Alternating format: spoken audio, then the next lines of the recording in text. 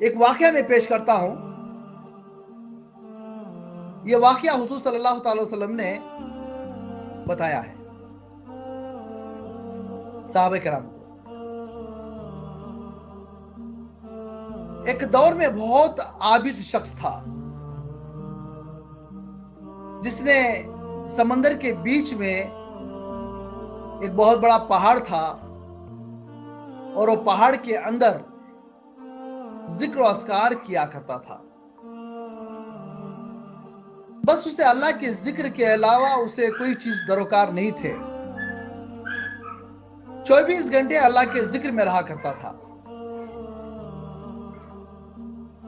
اللہ تبارک و تعالیٰ اس کے لیے اس پہاڑ کے اندر، اس غار کے اندر ایک انار کا جھاڑ جو ہے اس کی انار کھانے کے لیے وہاں پر اس کی غذا کے بطور غذا اس کو وہاں پر پیدا فرمایا، اور اس میں بے شمار بہترین انار اللہ تبارک و تعالیٰ کے فضل سے اس میں آ گئے. اور صرف ایک انگلی برابر میٹھے پانی کا جھرنا اس غار کے اندر سے گرتا تھا، اور ہمیشہ ایک گلاس پانی پی لیتا اور ایک انار سے دن بھر کا گزارا کرتا اور پھر ذکر و اذکار میں لگ جاتا.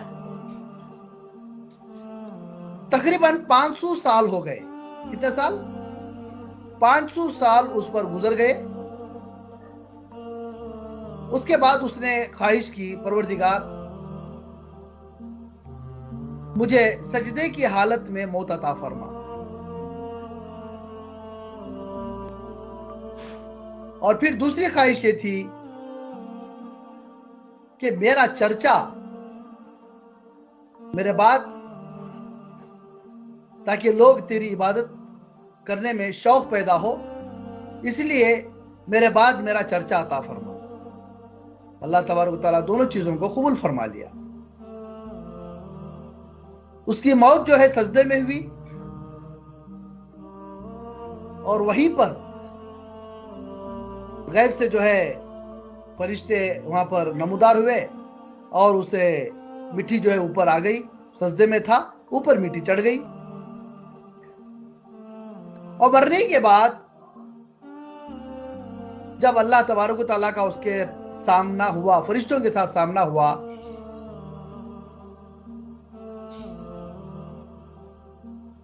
تو اللہ تبارک و تعالیٰ فرشتوں کو حکم دیتا ہے، جاؤ اس کو لے کر جا کر میرے فضل سے اسے جنت میں ڈالو.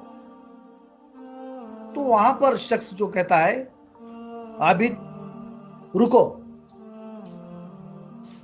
میں نے 500 سال اللہ کی عبادت بے ریا کی ہے. کتنا سال؟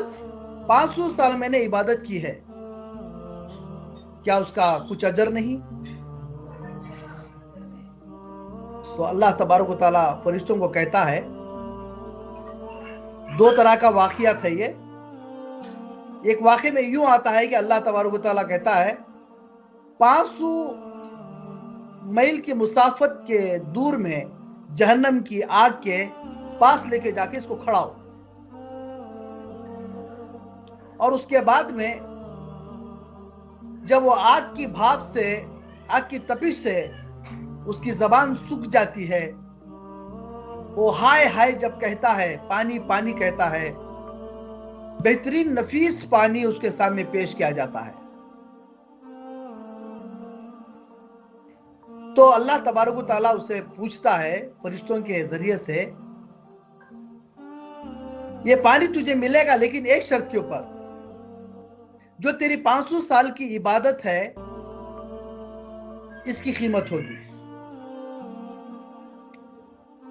تو وہ دینے کے لیے تیار ہو جاتا ہے. جب پانی پی لیتا ہے تو اللہ تبارک و تعالیٰ پھر حکم فرماتا ہے کہ اس کو میرے سامنے لے کر آؤ. جب وہ عابد شخص اس کے سامنے آتا ہے تو اللہ فرماتا ہے اب تیرے پاس کچھ نہیں ہے، اب اگر کوئی نیکی ہے تو بتا، جنت میں جانے کے قابل کی، ورنہ تجھے جہنم میں ڈالا جائے گا.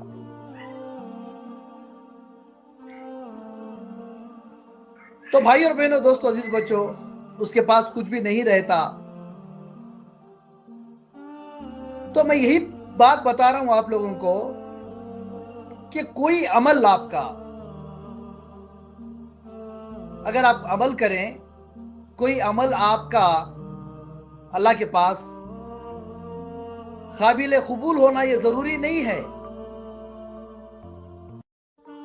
بس اس ایسی عبادت کریں جو اللہ کو راضی کر لے. اللہ سے ہی سوال کریں، پروردگار تو مجھ سے راضی کس طرح ہو سکتا ہے؟ میں تجھے راضی کرنا چاہتا ہوں.